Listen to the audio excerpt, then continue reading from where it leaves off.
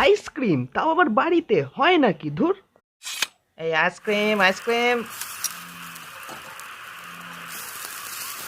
নমস্কার বন্ধুরা, Bengali food কিচেনের একটা সম্পূর্ণ নতুন ভিডিও নিয়ে আজকে আবার আমরা চলে এসেছি। আর আজকের রেসিপি কি সেটা দেখে নিন। আজকের রেসিপি হচ্ছে আইসক্রিম। আর আইসক্রিম খেতে কে না ভালোবাসে, ছোট থেকে বড় সকলেই ভালোবাসে এই আইসক্রিম। আর দেখুন আমরা বাড়িতে কিভাবে আইসক্রিম বানাই। প্রথমে আমি গ্যাস জ্বালিয়ে নিলাম এবং 500 মিলি দুধের আমি আজকে আইসক্রিম করে দেখাবো। 500 মিলি দুধে আমি 100 গ্রাম চিনি দিলাম। চিনিটা আপনারা যে যেরকম মিষ্টি খাবেন সেরকম দেবেন। আমি 100 গ্রাম দিয়েছি।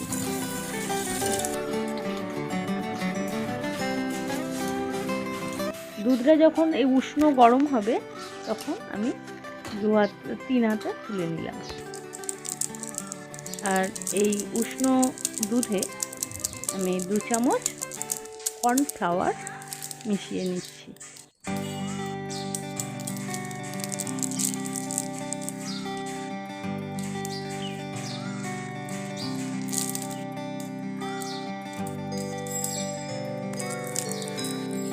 আর ওই 10 টাকা দামের যে প্যাকেট হয় গুঁড়ো দুধের, আমি সেরকম একটা প্যাকেট এই দুধের মধ্যে মিশিয়ে নিচ্ছি। দুধ আর কর্নফ্লাওয়ার একসাথে মিশিয়ে নিতে হবে।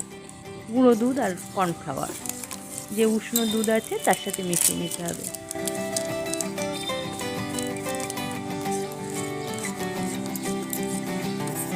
খুব ভালো করে এটা মিশিয়ে একদম গুলে মিহি করে নিতে হবে পরিষ্কারভাবে, যাতে লাম্পস না থাকে।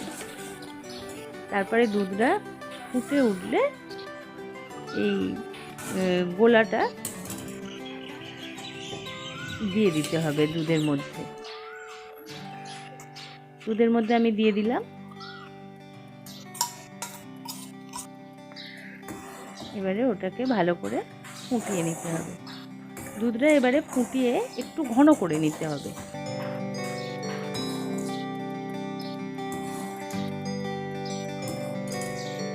একটু ঘন করে নিতে হবে যাতে এই যে দেখতে পাচ্ছেন যে কতটা কমে গেছে দুধটা।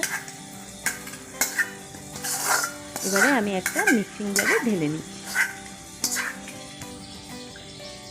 আর এটা দিচ্ছি পাইনাপেল এসেন্স হাফ চামচ।